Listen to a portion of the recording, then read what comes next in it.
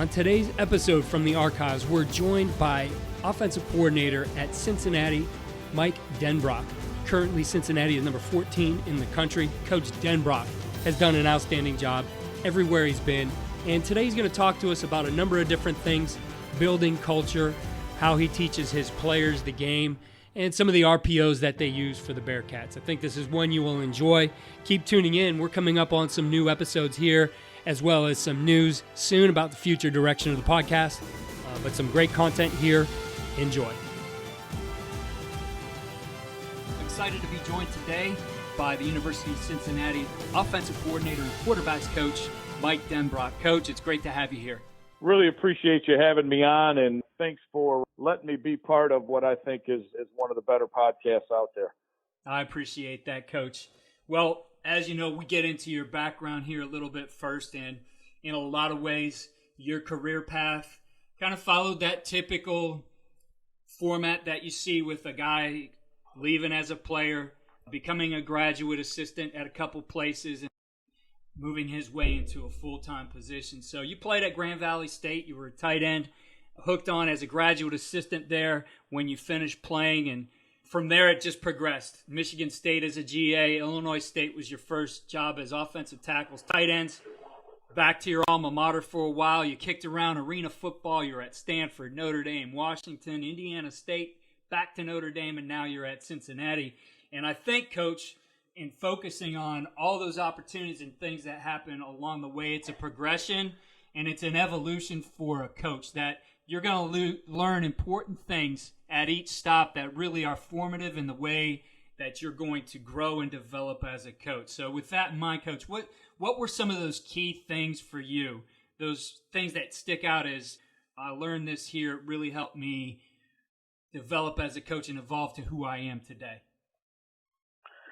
Yeah, well, I mean, I think for me, it really starts with the perspective that you take as an assistant football coach. And it always has started with me with, as an assistant, understanding what being a good assistant means. And my job has always been in reference to, since I haven't been able to become a head coach at this point in my career, but my job has been to assist the head coach in any way possible to improve the program and to coach the guys I was responsible for and get those guys to perform at a level higher than hopefully their ability level and continue to develop their games. I always thought of not the next move or where I wanted to go in my career or where I might end up, or we all have goals. There's no question about that of what we want to accomplish. But I think it's very important to keep a focus on where you're at and doing the best possible job you can for your program and for the kids that you're responsible for, whatever position that happens to be. And then things just kind of end up taking care of themselves. And I can't say that I never had a dream of coaching at the highest level and being at the highest level. Of course I did. But what I tried to focus on day to day was a lot more of the nuts and bolts of improving myself as much as I could and hopefully at the same time improving the guys around me and making them better at what they were doing. Coach, kind of a funny story as you talked about that, how things take care of themselves. And I remember back when I started coaching, and for me, I had an injury when I was 18, 19 years old, started coaching down the road from the college I was at, 7th and 8th graders. And at that time, I'm like, I want to do this, and eventually I want to be a college coordinator. And I really didn't give it much more detail than that, and I didn't think about it along the way in terms of, geez, what am I going to do to be a college coordinator and what's next? And one day, years later, I'm at Baldwin Wallace University, my alma mater. I had just been named offensive coordinator, and I think one of my friends said, wow, what's your goal? What do you want to do with your career? And I mean, I had got used to saying, I want to be a college offensive coordinator. And that started to come out of my mouth. And I was like, wow, actually I'm here. This is what I've wanted to do. I guess I'm going to have to set new goals. But I think it's like you said, you get into it and you think about some of those things and you certainly aspire to it. But if it becomes that's what I'm chasing and that's what's on my mind all the time, you're really going to miss the boat and probably fail along the way because there's so many other things you do have to wrap your mind around. Well, I think you end up doing a disservice to your current place of employment and more importantly, to the kids who are entrusted to you if you're chasing something that may be a year or 2 years or 4 years or who knows how long Right. down the road. You want to be in the now, and as a player and a coach. And I've always thought it was a little bit funny that a lot of us as coaches, we talk to our players all the time about process. Buy into the process. Just follow the process. It'll happen. You'll become a starter. You'll become an all-conference player. You'll become an All-American. And sometimes in our own careers, we're the farthest ones from following our own advice that we give to the kids. And I just think we have to be mindful of that. And I was always trying to, as much as I possibly could, be mindful of where I was and making sure that I was trying to do the best job I possibly could for the kids in particular. Yeah, I would say you definitely don't want to be that guy who is on Football Scoop all the time looking for, hey, what's open right now or what's coming open next? What's the rumor mill? Certainly you want to network and build that network so you can take advantage of opportunities that might come up. But I think one of the best quotes ever, and I won't get it exactly right, but Frosty Westering talked about making where you are the big time. Just a great quote for that. And along the way, Coach, you've had all kinds of opportunities. When I look at all the positions you coached, you've coached everything on offense. You've coached everything on defense except defensive backs. You've been an offensive coordinator, defensive coordinator, and special teams coach. That you've really learned this game from every angle. And I think that's kind of becoming a lost art of coaching, that a lot of guys today are specialists. And you might even ask a guy like, hey, what happens in a guy at a higher level? What happens in the passing game right here? What's the quarterback looking at? And they'd be like, I have no idea. I just teach these guys to block. Well, I was very fortunate earlier in my career. Brian Kelly and I ended up being graduate assistant coaches together at my alma mater, Grand Valley, for a couple years, lived together, built a strong friendship and a relationship. And when he became the head coach at Grand Valley and I got a chance to go back, what really interested me as much as anything was just digging my hands in a little bit deeper and learning as many different positions and how to coach them and how to scheme and affect either defenses or offenses and just kind of learn the nuts and bolts of the game a little bit more. And fortunately, during my 7 years that I ended up at Grand Valley, of course, like everyone else, I was trying to get noticed by the Mid-America Conference schools and hopefully move on with my career at some point. But during the time while I was trying to make that happen in my coaching career, I was fortunate enough to work for Brian, and Brian was of the same mind as I was, that it was way more important to learn as much about the game as you possibly could. And he gave me a unique opportunity, and him and I talked about this almost every year after the season. We'd sit down and say, where do we go from here, and what's your plan, and where's your goals, and where do you want to go? And we would talk about where I thought could be most valuable to what we were trying to build at Grand Valley at that time. And sometimes that was on offense, sometimes that was on defense. And I think along the line, gaining that experience has led itself to kind of giving me what I guess in a specialized coaching world would be a unique perspective, and being able to kind of see things through the eyes of being a defensive coordinator, being an offensive coordinator, or being a running back coach, or coaching the quarterbacks, or even the offensive line, whatever it happened to be. So when I've got my offensive staff in particular in the room and we're watching practice tape and we're talking about what's going on, they know when my questions come up and the things that I'm talking about to them, whether they're technique issues or things that I'd like to see us work a little better at, and things I'd like to see us improve on, whatever emphasis area we happen to be talking about, I've lived those things as a position coach. I've coached those things. I have maybe a little bit different perspective on those than somebody that hadn't coached them. So I think that helps all of us kind of, and I think that the most healthy thing that can happen in a staff room at any time is back and forth and discussion, and not being afraid of that. Absolutely.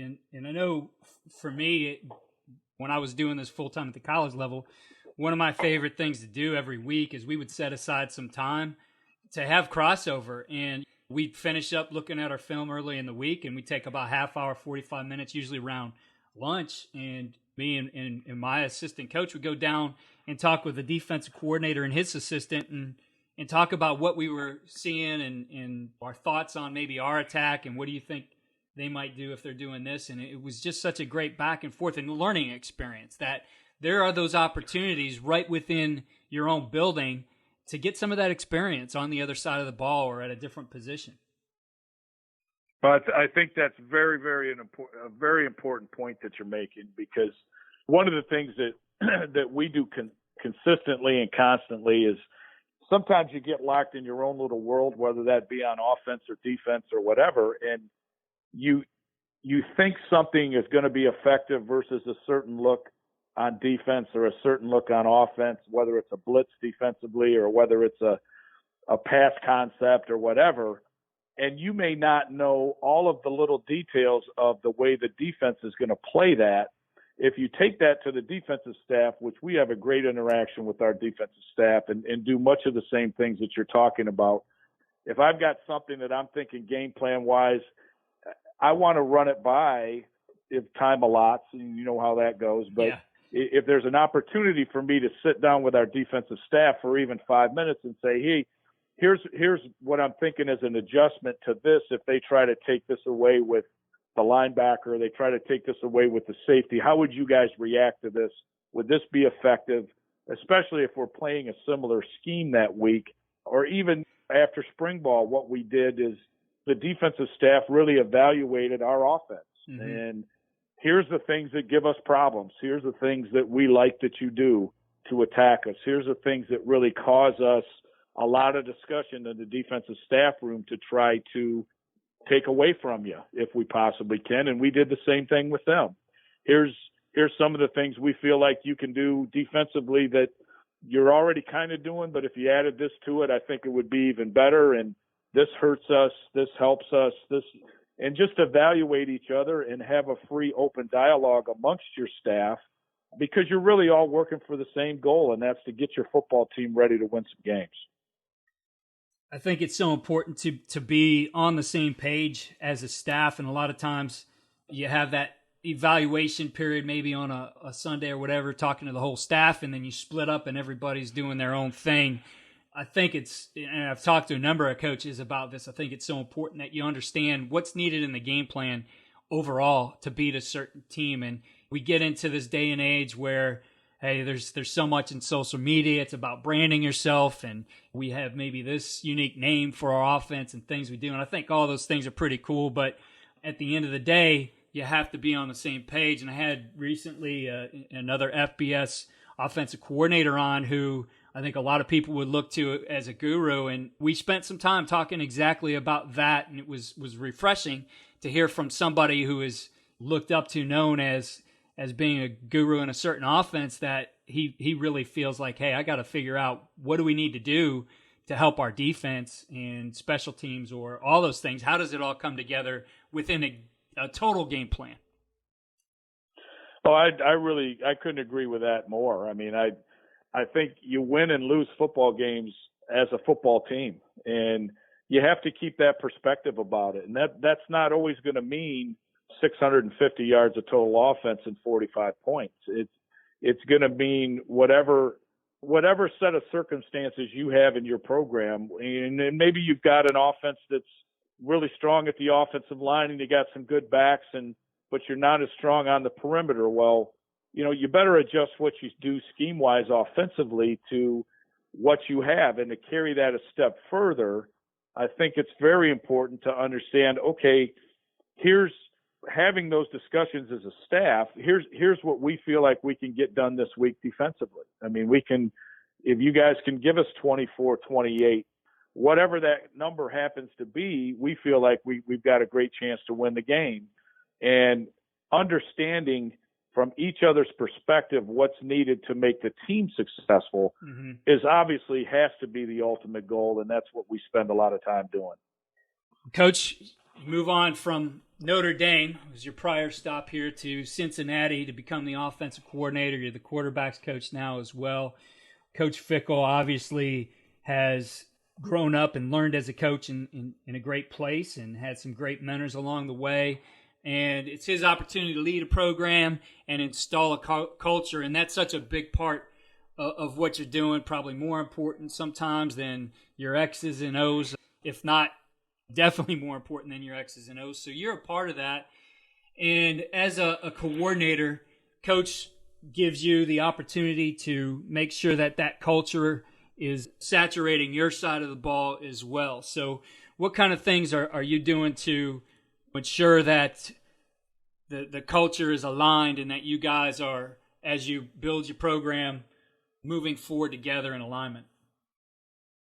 Yeah, I mean, I think number one, you always have to remember, I think, what I touched on early, that, I mean, this is Coach Fickell's football program, and this isn't Mike Denbrock's offense. And as big a key to success when you're trying to flip a program that hasn't had the success that it's used to the last couple years is to make sure you're in 100% alignment with the person that you're working for and the direction of the program that he's the path that he set the program on. And we are in such alignment with what we believe leads to winning, that driving and emphasizing those points in front of the offensive unit is a pretty easy thing to do, because I almost can hear the same words coming out of my mouth that are coming out of Coach Fickell when he's addressing the whole entire football team, as I do when I see, when I have the offensive unit meetings or whatever, when we're talking about philosophy and how we're going to play and what we're going to be and how we're going to go about our business on a day-to-day basis. Those things come from the top, and obviously you as a coordinator making sure you're in a position where you're in direct alignment with those things gives you an opportunity to, I think, enhance the culture, reinforce the culture that the head coach is trying to build, and that's really your job as the offensive coordinator. Coach, a lot of times it's maybe teaching some of those things separately, especially as you start to install that culture that it needs to be addressed, and you talk about some of those things, but you get to the point as you've gone through now 2 spring balls in a season that you look for the behaviors. You look for those certain behaviors in your guys, within your units, whether it's in the meeting room, on the field, etc. What are the pillars you guys are really building around that you expect to see out of your guys? Well, it starts with what we would define as playing hard. There's guys that go hard, but not everybody plays hard. And for us, that's every play 4 to 6, A to B. And then we talk to our guys about what are their intentions when they get to the spot that they're trying to get to in 4 to 6, A to B, and doing the type of things necessary. I think from an offensive standpoint, it starts with that. It starts with your passion. It starts with your willingness to put it on tape and display your culture. And if you came to our football facility, you wouldn't see a whole lot of slogans or signs on the walls or things like that, especially during the first season. We have a few more things now.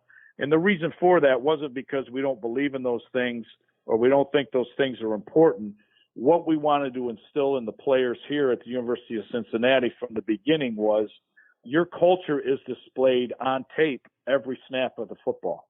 And you can physically, right, watch someone play the game of football and you can feel passion, you can see passion.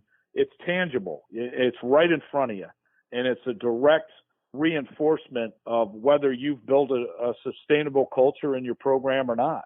And that's really been the emphasis from the minute we walked in the door, was not to try to win the guys over with slogans, but have them develop a culture that can be seen in the way that we play the game. And it's continuous. I mean, listen, culture is an everyday deal. It's kind of like recruiting in today's world, right? If you're not recruiting every single day and touching these high school guys every single day, you're not going to be very successful. And I believe the same thing about the culture of your football team, whether that's on offense or defense. It's a constant attention to making sure that the message is being heard and that the things you're trying to instill in them are being seen in what they do, how they behave, and how they're going about their business.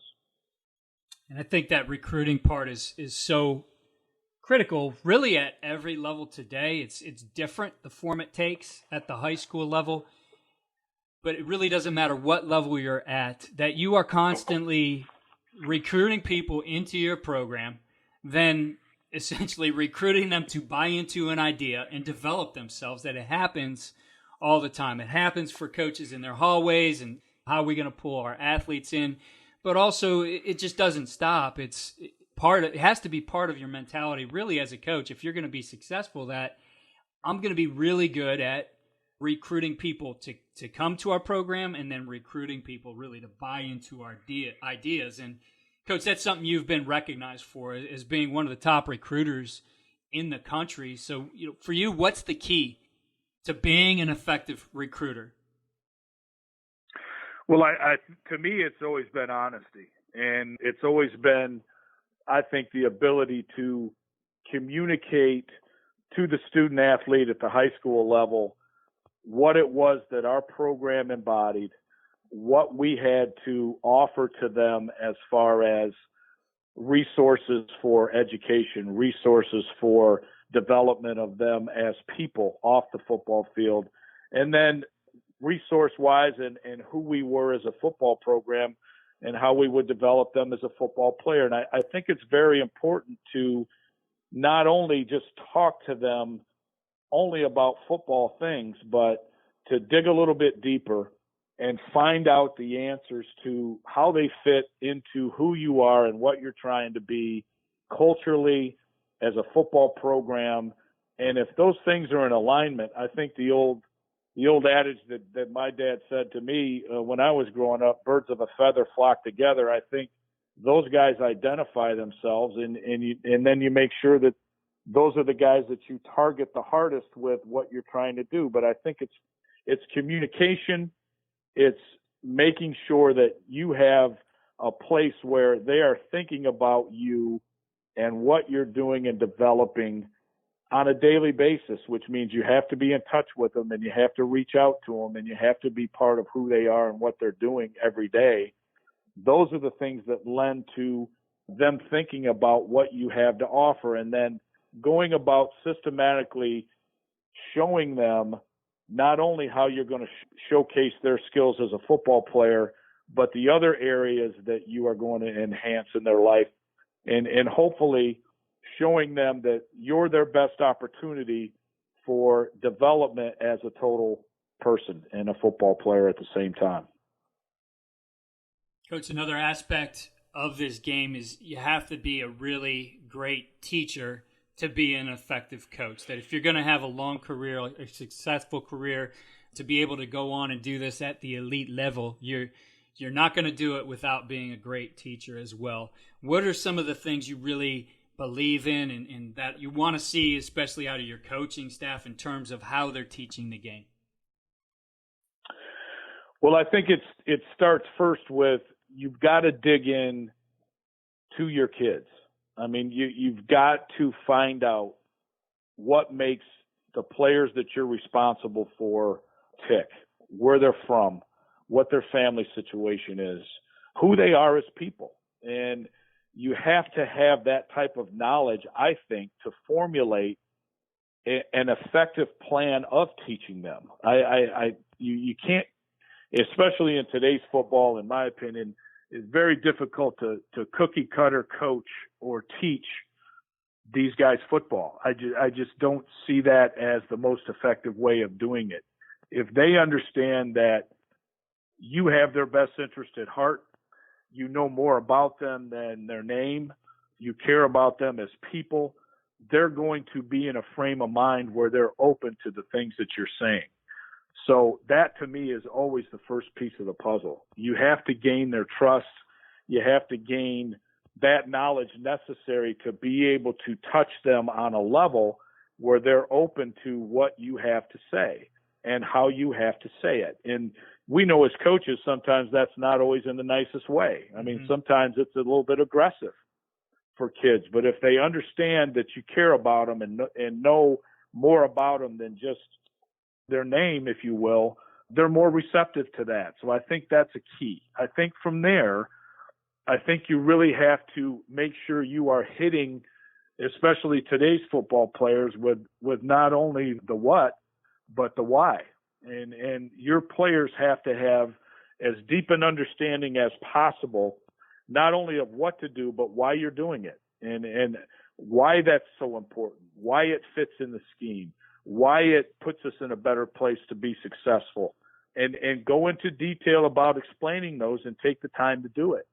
And I think if you have those elements in place, the relationship, number one, and then number two, the ability to explain to them not only what to do, but why you're doing it, and then combine that in the end, obviously, with how to do it from a technique standpoint, then you've got a chance to take a kid to a new level. Absolutely. I say it all the time. I used to say it to my players just about every day. I don't want you out here just running the lines. I want you to understand what's happening on the lines that we draw up on that pretty diagram. It's a dynamic game. It's just not go from here to here. There's going to be a lot of things that happen. So it's necessary that they understand why, and then they have the answers. You have to provide them with the answers as well. 100% agree with that. 100%. And I think, listen, I think last year in our program, I think you have different emphasis points every year. I mean, I think last year for us, and especially, well, I won't say last year, but I'll go back to our first spring football. I think it was more about, okay, who's going to fight? Who's going to not care about? They're just going to battle. Who's our guys? Who are those guys? Well, once you understand that and kind of got that, then I think you move to the next phase, which is making sure you're developing football players. And football players who develop at the highest level understand not only the what's, but the whys. And that's really, in year two, that is a huge emphasis point for us and has been. Coach, and going out to some FBS practices and looking at what the guys are doing at the highest levels, there's just a ton there to learn. I think always for me, I love the part of it, not necessarily trying to pick up what schemes coaches were doing, but really looking at how they practice. I think you guys, I mean, if there's one thing I see is you guys are constantly evolving and finding a better way to be more efficient, to be more effective on the practice field. What are some of the best things you think you guys are doing right now that you've maybe picked up over the last few years? Well, I agree with you in that point in particular. I mean, I think today's football has changed. I mean, you just can't be on the field for 3 hours a day anymore. It's just not, especially during the season when you're talking about 20 hours and you're talking about meetings and you're talking about lifting and you're talking about, so the time constraints alone, I think, have forced coaches into being more efficient with what they do. So we're not trying to practice necessarily hours and hours and hours on top of hours as much as we are trying to be as efficient with everything that we do on the football field. And sometimes that's rearranging situational football. I think as much as anything from our standpoint, from my standpoint, offensively in particular for us, it's been important for us increasingly more and more, I think, every headed into season two in particular, to kind of put our guys more and more in everything that we do in situational football as much as we possibly could, because I think it's a good way to learn the game and learn how they're going to react to certain things during the game.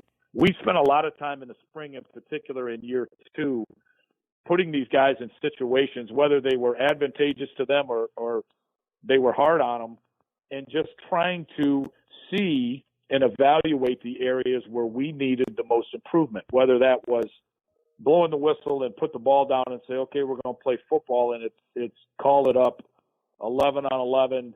Here we go. And we'll get into these in just by playing football more, you get into situations sometimes, whether it's 4th and 1 on the 50-yard line and we're going for it. It's a high stressful situation, and you watch and you learn and you see how the guys that you're going to be playing football with react to those situations, and you find out the guys you can count on. And we try to do as much as we can to emulate game situations and situational football as we possibly can on the practice field, while combining that with going at a decent tempo and making sure we're hustling in everything and making sure that we're going about our business the way we're supposed to, which is to play hard, that what I touched on a little bit earlier. Coach, in terms of offense, there's all kinds of ways to skin a cat and put points on the board and move the chains. What are some of the things that really make up and are the pillars of your offense, the hallmark of what a Cincinnati Bearcat football team is going to look like from an offensive perspective? Well, everything that we do starts with the run game. So we're going to try to, even when we start our game plan for the week and we're game planning an opponent, it's all going to revolve, in my mind and in our coaches' minds, around our run game. So we're going to figure out ways to run the football, number one. And that we want to be an offensive line, from an offensive perspective, we want to be an offensive line driven program. We want those guys to shoulder the load, and we want them to be ready to shoulder the load. And our defensive staff feels the same way about the defensive line. I think from there you get into, okay, well, they're outnumbering us.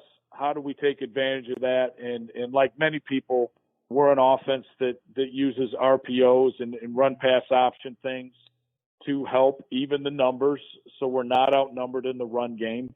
So that would be the next element of what we're doing. I think thirdly, I would say we're a hard play action team, or what we would call a run action team, where in a lot of instances we're very close, if not blocking the run play exactly the way we would run the ball, but we're using it to draw in second level defenders so that our receivers can run free on corners and safeties and try to create explosive plays down the field.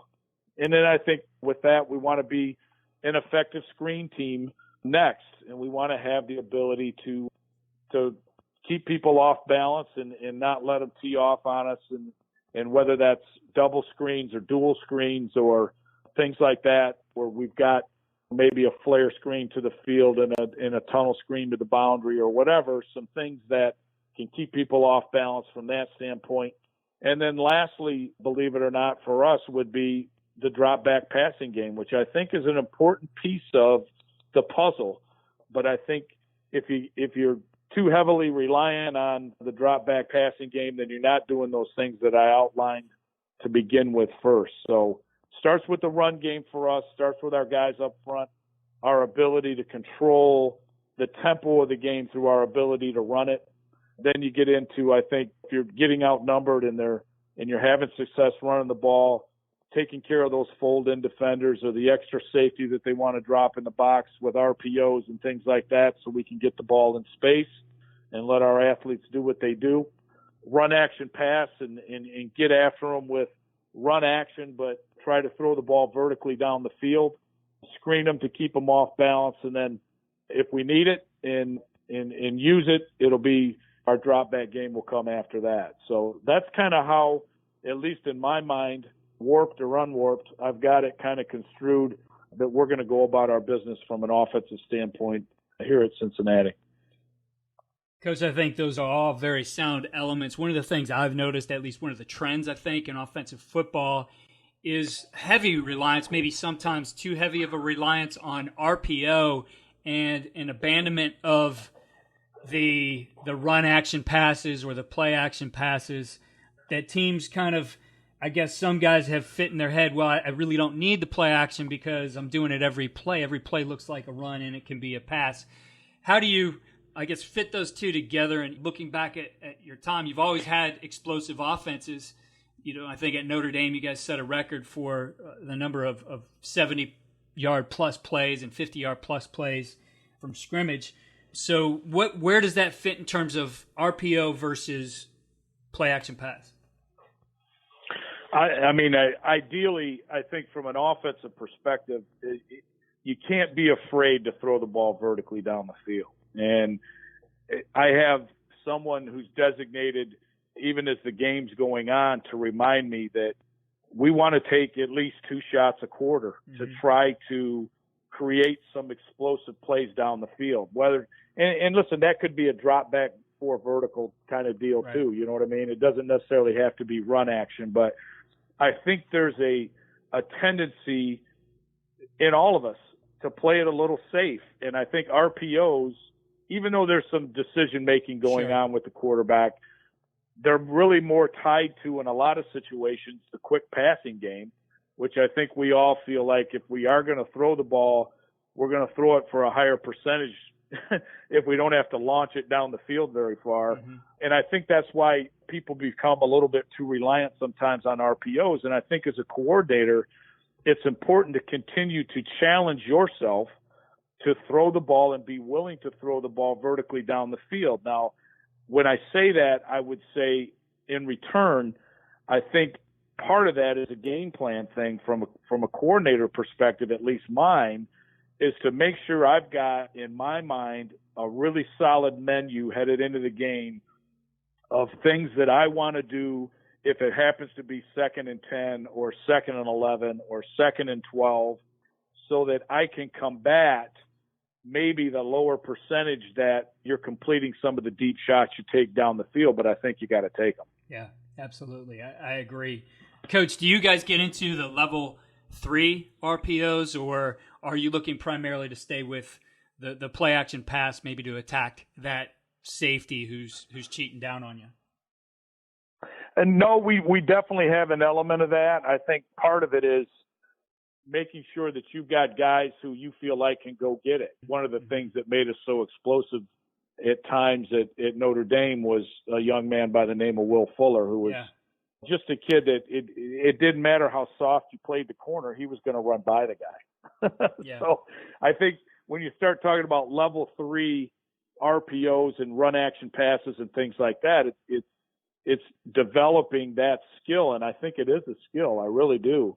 Some of it's God-given, of course, being able to run fast, but being able to set people up and break them off and understand how to run those types of vertical routes, I think is a learned skill, and I think it's something that needs constant attention. But yeah, we certainly have that sort of element in our team. We were not nearly as explosive down the field a year ago here at Cincinnati as we need to be moving forward, and that's something that we spent a lot of time kind of addressing this spring, and one of those was with the run action, play action, passing game, making sure we were taking some of those deeper shots.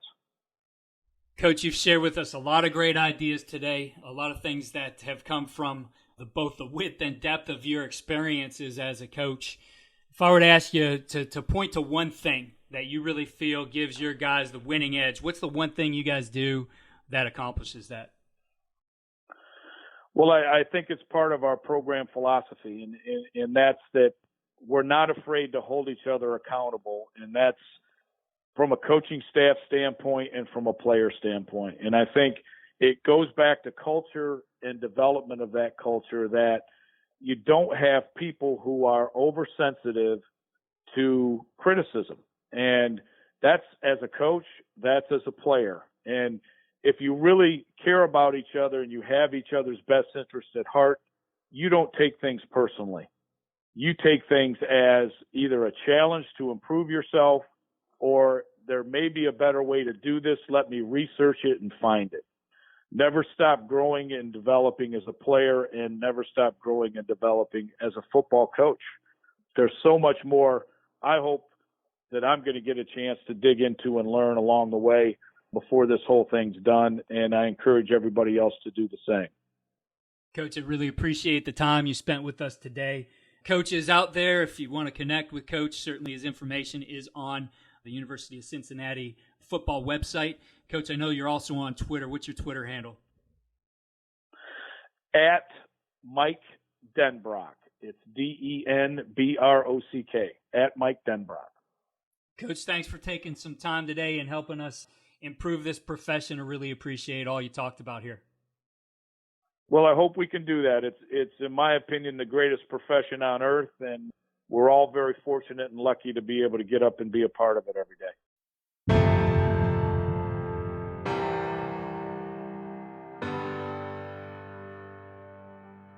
Thanks again for listening to the Coaching Coordinator Podcast. Please follow me on Twitter at Coach K. Grabowski, for more news and updates, as well as some of our daily content. And if you're enjoying the podcast, head over to iTunes and click 5-star for the rate. If you have a minute, write a review. It really helps the podcast.